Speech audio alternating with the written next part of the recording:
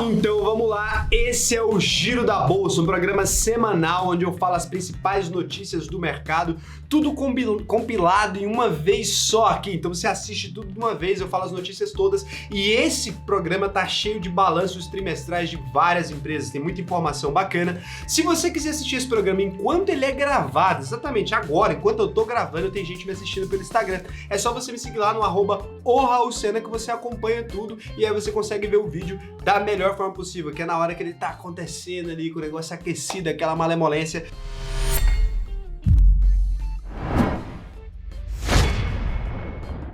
Vamos começar então. O Ibovespa subiu 1,51% essa semana, fechando aí em 78.990 pontos, com volume financeiro negociado de 19,76 bilhões de reais, uma coisa louca aí. Na semana a bolsa teve uma alta aí de 1,68%, no que parece ser nosso novo normal, né? Essa coisa ali de 76 a 80 mil pontos, que fecha um pouquinho, encosta no 80 mil, volta de novo 79 e tudo mais. Então, mas a gente tá subindo gradativamente, uma semaninha de alta depois da outra, aos poucos a gente vai voltando à normalidade. Então aqui a primeira notícia da semana é sobre MRV. A MRV soltou aí o operacional do primeiro TRI de 2020. A consultora MRV, a MRVE, divulgou sua prévia operacional do primeiro trimestre de 2020. A empresa aí teve o seu maior volume de vendas líquidas para um trimestre, totalizando 1,67 bilhão, 27,9% acima do primeiro trimestre de 2019. Muito doido aí, né, esses números em plena crise. O volume de lançamento atingiu o valor geracional de vendas, VGV, de 1,08 bilhão, número estável na comparação anual e mais de 50% inferior ao quarto trimestre de 2019. O destaque negativo foi uma queima de caixa absurda e muito louca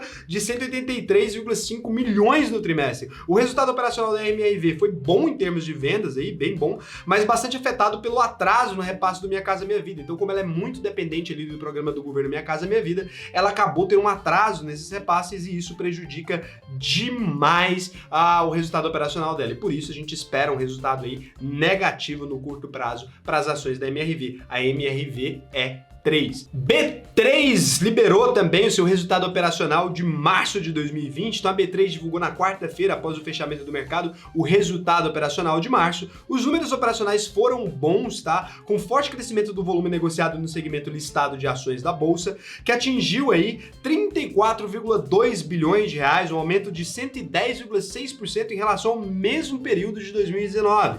O fato que nos deixa mais felizes é a quantidade de investidores ativos na bolsa, que aumentou para 2,27 milhões de pessoas, de CPFs comprados. Cara, você não tá entendendo, né? Depois dessa queda toda da bolsa, a gente ainda conseguiu aumentar aí um número expressivo. Então, se a gente estiver falando, a gente tá comparando os 1 milhão de investidores em março de 2019 com um expressivo aumento aí de 125,5%, cara. Que é isso? 2,27 milhões de CPFs na bolsa, gente. É muita alegria, é motivo para comemorar. A gente esperava aí já um resultado positivo nas ações da B3 e de fato isso se concretizou, né? As pessoas aí acabaram gostando bastante da brincadeira da B3 de crescer no meio de um pipoco desse, com o mercado caindo loucamente. A gente ainda viu aí uma bela de uma subidinha nas ações da B3, maravilhosas, inclusive no dia que eu tô gravando hoje, né? Ela tava cotada ali a R$30 na segunda-feira e ela fechou a 39,53. Uma alegria para os sócios da B3,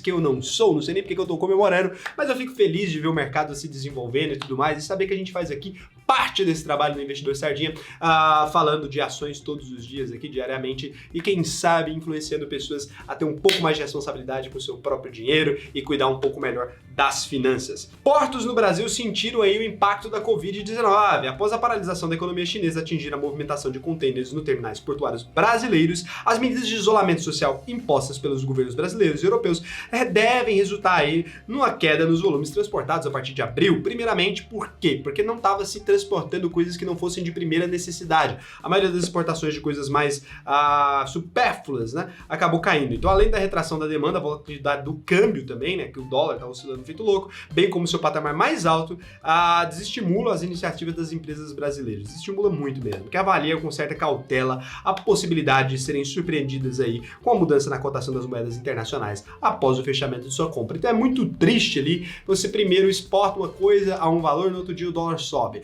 ou você tá fazendo compras do dólar a 5,28 ali, e do nada ele volta para 5, e daí você perde competitividade com relação aos seus concorrentes. A notícia é negativa aí para as empresas de navegação marítima e operações portuárias, principalmente aí a tal da Santos Brasil, né, que é a STBP3, que é a única empresa do setor aberta na Bolsa de Valores. Então, a gente tomou na catarraqueta porque eu também sou sócio dela. E vem resultado operacional do primeiro trimestre de 2020. Esse eu nem quis ver antes, eu deixei para ver com vocês, porque como vocês sabem, eu coloquei e vem na minha carteira, então eu tô louco aqui para ver a ladainha que ela aprontou. A Even divulgou um volume de lançamentos de 95 milhões no primeiro trimestre. O volume de vendas atingiu 256 milhões no trimestre, tá? Dos quais 42 milhões foram de lançamentos. A velocidade de vendas atingiu 12% no primeiro trimestre, quase a metade do quarto trimestre de 2019, e abaixo da velocidade do primeiro trimestre de 2019, que foi de 18%. Esperamos um impacto ligeiramente negativo no preço das ações no curto prazo. Então os resultados operacionais da Even aí já mostram os primeiros impactos da quarentena da Covid, o adiamento de lançamentos, aceleração na venda, devido ao fechamento de stands por causa da quarentena. Então a Even, de fato, no dia do soltamento do primeiro trimestre do resultado, ela deu uma caída, mas hoje, no dia que a gente está falando aqui de sexta-feira, a Even já subiu aí 3,64%, ainda não voltou ao patamar que ela estava antes, né, que estava 6,83%, e ela chegou a flertar ali na cotação de 6,9 nessa semana. Então ela realmente teve uma queda muito brusca no dia que foi divulgado e depois voltou a se recuperar, e hoje vem uma recuperação mais forte no dia que a gente está falando, na sexta-feira. Então um acordo reduz a produção de petróleo aí em 10%, né? Os principais países produtores chegaram a um acordo para reduzir aí a extração de petróleo em até 9,7 milhões de barris por dia, cara, dá 10% aí. O que equivale a quase 10% dos 100 milhões de barris produzidos diariamente em todo o mundo, vai valer para os meses de maio e de junho, tá? Essa medida. A intenção do acordo é sustentar os preços da commodity, como vocês sabem, o cara faz um acordão ali, e de maneira a não comprometer a saúde financeira das empresas petrolíferas, nem da Arábia Saudita, dar uma amenizada com aquela crisezinha na Rússia. O acordo obtido pela OPEP para reduzir a produção do petróleo e sustentar os preços da commodity deve oferecer um alívio para empresas dos setores e para a gente também, né, que não tem nada a ver com essa ladainha e fica derrubando a bolsa. Então a ISA, a CETEP aí, anunciou o pagamento de juros sobre capital próprio. Então a transmissora de energia elétrica ISA-CETEP anunciou que aprovou o pagamento de juros sobre capital próprio do montante de 150 milhões, o que equivale aí a 23 centavos por ação, do tipo ON e PN. O pagamento será realizado no dia 29 de abril. A data do corte, última com direito a JCP, que representa no dia qual o investidor deve ter ações da companhia para poder receber os proventos, então se você tem ações depois dessa data você não vai receber, é no dia 16 de abril, que foi ontem, na quinta-feira, era o último dia para você ter ações. As ações passaram, então, a ser negociadas em ex-dividendos no dia 17 de abril, que é ontem. Então, ontem do dia que eu tô gravando, no caso, foi quinta-feira, e ontem do dia de hoje é sexta-feira, que foi, vocês estão vendo o vídeo no sábado. Então, no dia 17 de abril, quando o valor do provento será descontado do preço das ações. A notícia é positiva aí para os acionistas da ISA-CETEP, mas com pouco efeito no preço das ações no curto prazo. Então, agora vamos para a novelinha. Novos capítulos aí da possível fusão entre a Eneva e a AES Tietê. A AES Tietê informou que recebeu um conjunto de minutas de documentos preparados pela Eneva, contendo a oferta de combinação de negócios com validade até 30 de abril. A Eneva já tinha uma posição de caixa confortável de 1,8 bilhão, e a nova captação de debêntures é mais uma sinalização da companhia da capacidade financeira. Então, eu tô sinalizando aí que estamos bem, a gente tem dinheiro pra caralho, vamos arrumar mais, tá tudo tranquilo. Que demonstra que tem condições de concretizar a fusão, mesmo diante da nebulosidade do Covid-19. Por isso, esperamos impacto ligeiramente positivo no curto prazo, principalmente para as ações da Eneva. Ações sobem com o número da economia chinesa. Então, em março de 2020, as exportações chinesas recuaram 6,6% em relação ao mesmo mês de 2019. À primeira vista, essa não é uma boa notícia. No entanto, o prognóstico dos economistas era de uma queda de 14% no período. Assim, o melhor resultado mostra um cenário melhor para a economia do que o previsto com a saída da economia chinesa por conta da restrição do coronavírus. O desempenho da economia chinesa e os primeiros resultados corporativos mostram um momento de distensão do mercado, após semanas de tensão devido à incógnita do impacto das medidas e da contenção da pandemia sobre o desempenho econômico. Os dados são preliminares e poucos, mas devem ser considerados aí com cautela, mas são boas notícias sobre qualquer ponto de vista, porque como a gente está falando aqui de uma perspectiva um pouco melhor do que a imaginada, ela é muito boa. Agora aqui vem notícia triste, porque não tem jeito de evitar. Agências de turismo perderam aí 1/4 do faturamento de 2019 em março. As perdas contabilizadas em março pelas operadoras do turismo, devido ao impacto do novo coronavírus, já equivalem a 25% de todo o faturamento de 2019. Eu esperava até mais.